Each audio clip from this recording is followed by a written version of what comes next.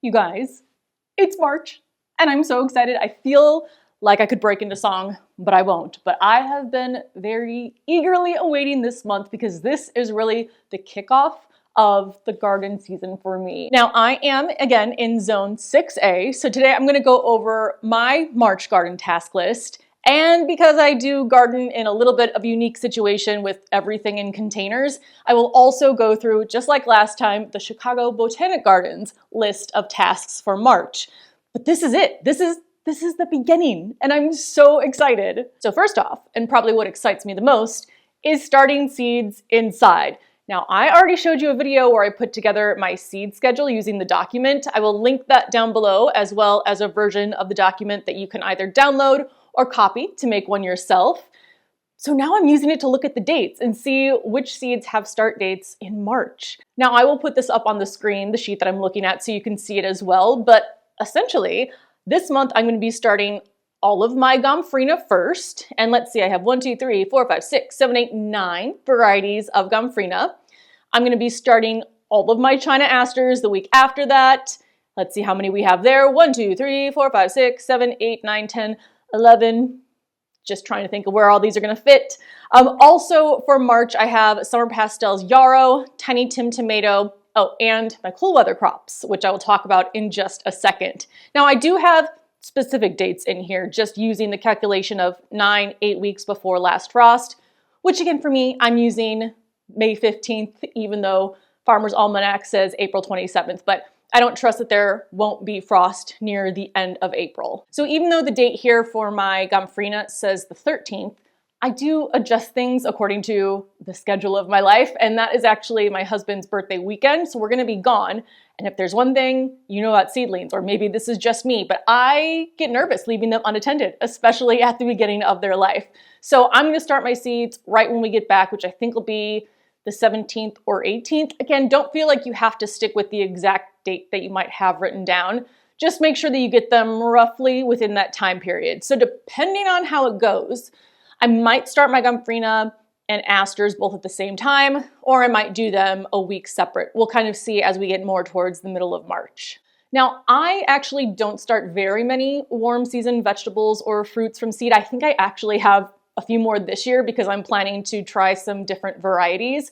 But typically, if I'm only getting, for example, one cucumber plant or one eggplant, I don't think for me it's worth starting from seed and spending all that time nurturing it when I could just go to the garden center in May and grab a plant myself. So I never have as many fruit or vegetable seeds as I do flower seeds.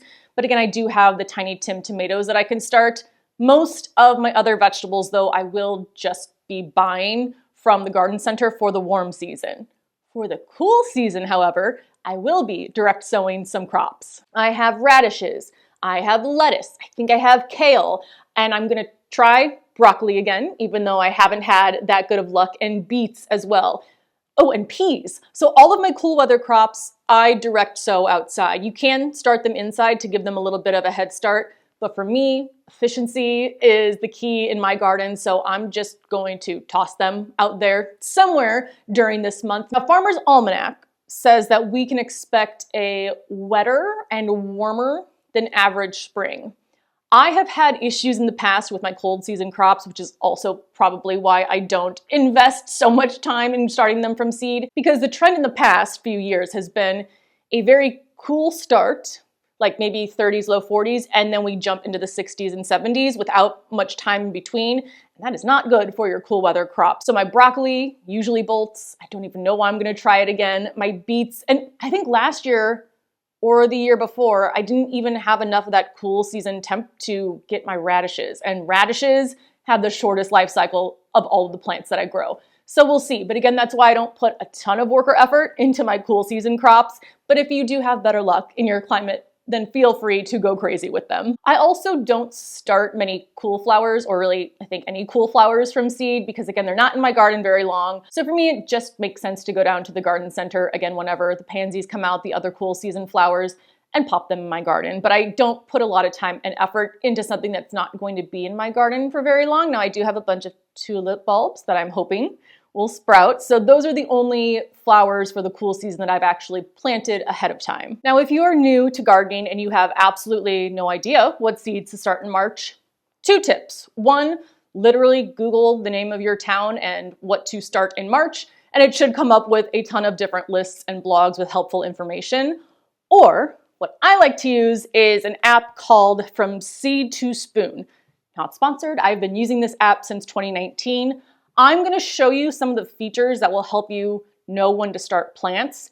I will say, I have the premium version, so I kind of forget what's in the free versus premium version. I will put in, again, screenshots so you can see what I'm doing, but just keep that in mind. Something that I show you might be premium versus the free version. What's really great about this app is that it will use your phone's location to determine all of this information that it's going to give you. So when you create your account, I think it just asks if you can use your phone location, you put that in there, and then everything calculates on its own. Now let me scroll down and show you some of the features that I think are the most helpful. Again, I'll try to note down below if these are in the free or paid version, but first it says trending plants. And if plants are trending in your area, that probably means that people are doing something with them right now. I'll take a look at that, but I don't use that as much as the Let's Grow section. So underneath Let's Grow, you have either plant now or plant soon. I love this. So if you're thinking, what can I plant now, when whatever your location is, you just scroll through here. It'll tell you start inside or start outside until, and then whatever date. So you can go through here and see what you can start now. Another feature I like that I'm pretty sure is only in the premium version is the calendar. So I think it's the same information for the most part, but if you're a bit more of a visual person like I am, you can see in the planting calendar, there's yellow for start indoors, and then like a greenish teal for start or plant outside. So I can go through here and see where there is yellow in March, like arugula, asparagus, aster. I can go through there and see where March is yellow or potentially green, and that's what I know I'm going to start for that season. So now it says beets, for example, you plant those outside in March. So I think this is really helpful. I know it's especially helpful when I was just getting started in gardening and had no idea what I could plant and when to plant them. Typically, I use that mostly for the cool season because once I get everything outside after last frost, I don't really need to keep dates in mind until the fall cool season comes. But I use that a lot in the spring for my planting. And again, if you don't know what to plant or if you want to get ideas for seeds that you can plant, I really like that. You can get the free version, you can pay if you want, and then obviously just Google your location and what to plant in March if you also want to use a free resource. Next up on my list is to prune my perennials. Now, a lot of your perennials you're going to want to prune before they start to put on new growth. So that can be things like blueberries, which I don't have anymore, raspberries, which I do have, so I will be pruning those with you, and it's so easy to do. Grape plants, if you have any of those. I'm going to be pruning my hydrangeas. I'm also going to look for anything that has any damaged or broken branches and remove those as well. So I might be pruning potentially all of my perennials if they do have broken branches. Most of mine, though, are still fairly small. So I don't know if I'm going to have to do a ton of pruning. The raspberries I know for sure, probably a little bit on the hydrangeas. We'll see on the other plants, but I will take you along with me for all of that. But I'm excited to actually get outside and start playing around with my plants again. Next is fertilizing my perennials. So I do start to fertilize the plants that I have in my garden that are here year after year. This is what I do. This isn't what you have to do, but I will take 2 things. 1, a granular fertilizer, because a granular fertilizer breaks down much more slowly than a liquid fertilizer, and I just want to start giving my plants some nutrition slowly at the beginning of the season. And then I also use compost, and I can't make enough compost in my compost tumbler, so I will get that from a garden center, typically Gethsemane Garden Center. That's just the one I go to most often, but they should have compost at any garden center or big box store that does have a garden section. So I will first, again, I will show you this when I do it, but I will scratch the granular fertilizer. I just use a 10-10-10. I've kind of simplified my fertilization. If I do have a fertilizer that is specific towards a plant that I have, like I think I actually might have some hydrangea granular fertilizer, I will use that. But I'm, again, trying to make things much easier in my garden, and I've found that a balanced fertilizer works pretty well. So typically a balanced fertilizer, scratch that into the soil, top it with a couple inches of compost, and that's it. And I've been doing that. How long have my raspberries been in there? I mean, my raspberries have been in the same pot. I've never completely swapped out the soil for 4 years now. And so far, so good. Now I will apply through the season a liquid fertilizer to give them a quick boost, but this is what I do with all my perennials in the spring. Now hydrangeas, I will fertilize again with a bloom boosting fertilizer in May. So I do March and then I do May.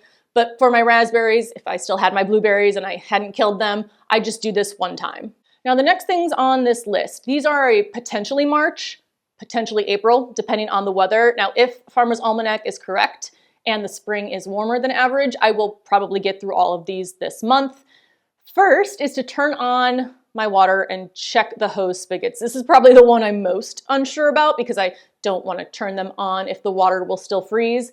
But I have in the past had issues with leaks on my faucets, and that's something I want to get fixed now before I get things planted and I need my irrigation to run. It's just good to get that checked ahead of time. Next is to clean up my garden, which a lot of this I should have probably done already. Like the celosia that I turned into a tree and then fell over is just laying out there. However, it is good to leave garden waste out over the winter just for any creatures that might be hibernating in there. For example, a lot of times bees will do that. So I have been trending more towards leaving as much as I can in the garden and then cleaning up in the spring. I try to wait till about 50 degrees on average. So again, depending on where we hit in March, I might clean the beds this month. The only beds I will clean out for sure are the ones where I'm gonna plant my cool season crops. So my peas and my radishes and my beets, I think are gonna go in some of the raised beds, 2 of the raised beds. So I will clean those out, but I'm gonna leave the rest of it until the temperatures are consistently in the 50s. This is another very hopeful task for me. Uncover my furniture. The furniture is still covered right now, but I'm hoping I can take it off and spend some mornings outside. Obviously, if I take it off on a nice day, I can put it back on, but I am eagerly looking forward to the day when I can fold up and store all of the winter covers for my furniture. Again, this is gonna be weather dependent. This is also the first season I'm gonna have a couch on the garage deck. So I'm really excited to use that too. Speaking of the garage deck, I am expecting an order of containers that I need to figure out the layout for. So I think for the most part, I have the existing containers in the spot where I like. I will do a whole container garden tour of the garage deck once I get this new round of containers. And then I have a few where I'm trying to figure out, because I'm planning to do my mini fruit tree orchard down there. I just want to get things situated. However, I am a girl that loves to put their containers on wheels, just so if I change my mind, I can maneuver those around the garage deck. But I really want to start to get the full picture of what it's gonna look like before I start planting. Another hopeful task is that I can start to admire my bulbs sprouting in my raised beds. So I have bulbs right now in 4 raised beds, all on the back deck. I am cautiously optimistic because I haven't had great luck over the last few winters keeping the bulbs from rotting. So what I did differently over this past winter is they are all tarped. There are covers on them. They haven't had any extra moisture. So I'm hoping that most of them have survived the winter. The only downside is we did have a colder than average winter, well, colder than last year at least. So I don't know how they did, but we shall see. I'm hoping to see some sprouts because one bed has 200 tulip bulbs in it. And if that actually grows, I might cry tears of joy. So keep your fingers crossed for my spring bulbs. And then lastly, this is around the time where I start to see a lot of growth on my houseplants. They still grow throughout the winter, but this is when it really starts to pick up. So I'm gonna go around and fertilize all of my houseplants. I typically do that once a month with a liquid fertilizer. However, when I get the compost for my garden, I also put it in my houseplants. And I've had questions like, do I have issues with insects or bugs? No, usually when I'm getting the compost, it's not contaminated with any of that. It doesn't smell bad or anything. So I just put an inch of compost into my houseplants, similarly to what I do with my plants outdoors. And all of my houseplants, I know some people move theirs in and out. I have enough on my decks already that I don't need to add anything else out there. So all of my houseplants stay inside all year. and the garden is just for my outdoor plants. So it's gonna be a busy month for me, and I am very excited. I've just been staring outside, especially as we had some warmer days in Chicago, and by warmer I mean 40 degrees. I'm just itching to get out there and start working. So I will again share all of these things that I'm going to do with you this month, but that is my March garden task list. Now let's go to the Chicago Botanic Garden's website and look at their March list to see if there's anything they recommend that maybe I'm not able to do in my garden, or maybe that I need to add to my list. So first of all, it says spring cleaning, which yes, I do need to do that, and I really should do that before I start my seeds, so maybe that'll be an early March task. Remove burlap screens to protect plants, check for broken branches and prune, check for signs of damage from snow loads or animals. We didn't get a lot of snow, and there's not really that many animals running around that damage plants. Respond to temperature swings. So this says our zone 5B and 6A can experience volatile weather conditions. Yes, it can, with winter's frigid temperatures and snow interspersed with unseasonably warm and dry weather. Also, we had a much drier winter than normal. Changing climate conditions have intensified these swings. So winter thaws with warmer and drier conditions may stress the plants that were not watered adequately if the previous autumn was dry. And then during winter thaw periods, water your evergreens, broadleaf evergreens, and conifers. You should have been watering your plants over the winter if they needed it, if you didn't get enough water naturally. That is something I've been doing, especially with the plants in the garage, because there's no way for them to get snow or rain. But I have, except for my bulbs, watered the plants both outside and down in my garage. Pruning. March is a good month to prune many trees and shrubs, prune out sucker growth, water sprouts, and any diseased or dead branches, remove cross branches, rubbing branches, or those that grow toward the center of the plant rather than outward. So again, that's what I'm going to be looking for in my hydrangeas. Raspberries I just cut back to the ground, so that's fairly easy. Fertilize woody plants. Okay, I'm happy that a lot of these overlap, so it seems like I know what I'm doing. Fertilize woody plants. Use restraint when applying fertilizers. It is probably not necessary to fertilize trees and shrubs unless they show signs of nutrient deficiency. Fertilize woody plants 4 to 6 weeks before they begin new growth. So that's probably, weather permitting, something I will do mid-March, I'd say, especially if we are going to have a warmer than average spring. Spring planting. Plant trees and shrubs before they break bud and when soil conditions permit. I will say my raised beds, I feel like they, even though they're smaller, they tend to thaw out slower than the ground because they freeze a lot easier. So sometimes I can actually work the ground in the parkway before I can work the ground in my raised beds. Annual and perennial care. Bulb booster. Look for early spring blooming bulbs, which may be camouflaged beneath snow or ground cover or tarps covering your bed. Consider dividing them and or fertilizing with a granular fertilizer this month and again in the fall. I treat my bulbs as annuals, assuming they grow, and I'm not going to give them fertilizer until I actually see them growing and not rotting. Mulch over eager bulbs. Unseasonably warm days may cause some spring bulbs to prematurely sprout. Although this will not harm the bulbs, subsequent below freezing temperatures may cause early leaves to brown, and if buds have formed, may prevent flowers from developing properly. If more than 1 to 2 inches of leaf and or flower buds are visible, cover the area with a dry, lightweight mulch. Usually dried leaves are the easiest for this, and once danger of frost has passed, remove the mulch and allow the sprouts to grow naturally.